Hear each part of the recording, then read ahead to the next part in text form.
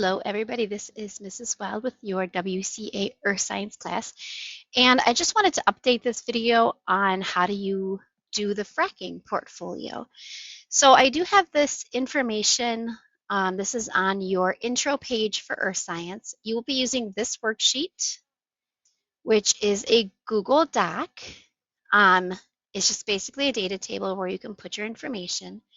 When you get here, you cannot edit this document, so you'll either have to download it to Word and edit in Word, or you can make a copy, but you're only able to make a copy if you are logged into Chrome. So you have to have like a Chrome account to do that. I'm going to go ahead and make a copy right now, so I'm not altering that original document, which you'll need to use. From there, you're going to start the lesson, and then we're going to go on to, I think it's page 3. You'll go to site selection. So on here, you're just going to kind of continue on through the introduction.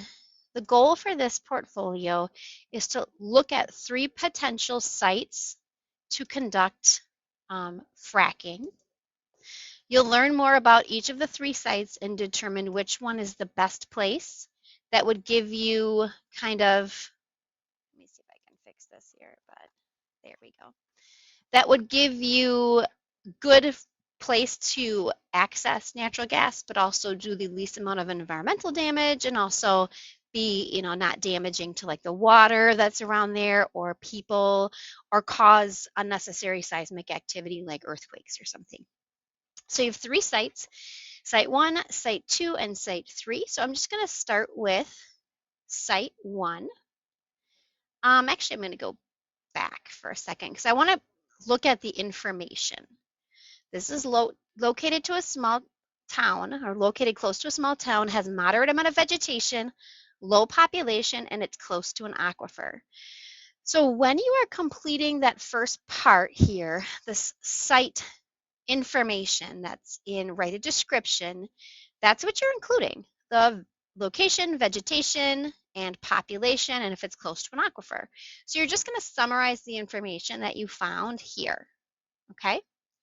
Then you'll go to site selection, and you're going to use this little graph to determine which areas have the most impact.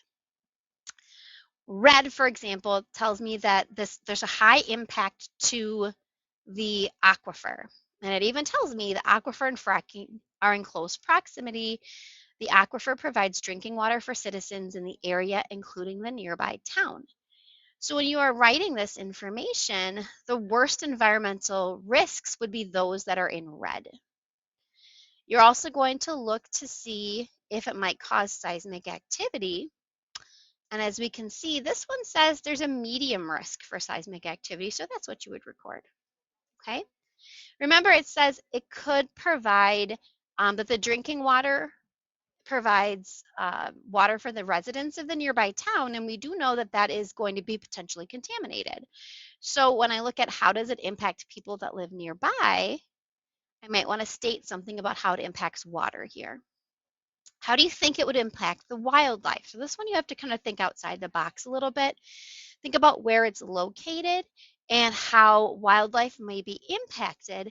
And then you have to decide whether or not you think that's a good site. A good site, again, would provide plenty of natural gas, but have minimal environmental impacts, minimal impacts on like seismic activity, and minimal impacts on people. You're going to repeat the same process for sites 2 and 3. And at the very end, all you have to do is kind of compare each of the 3 sites and decide which is the best choice and why you think it's the best choice.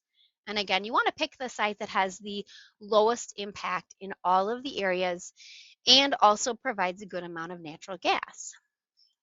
That one is this production forecast. So blue tells us there's plenty of natural gas there. And I'll just give you kind of a heads up. All 3 sites are blue here, so all of them have a good amount of natural gas.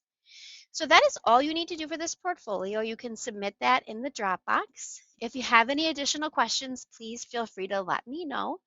And I hope you have a great day.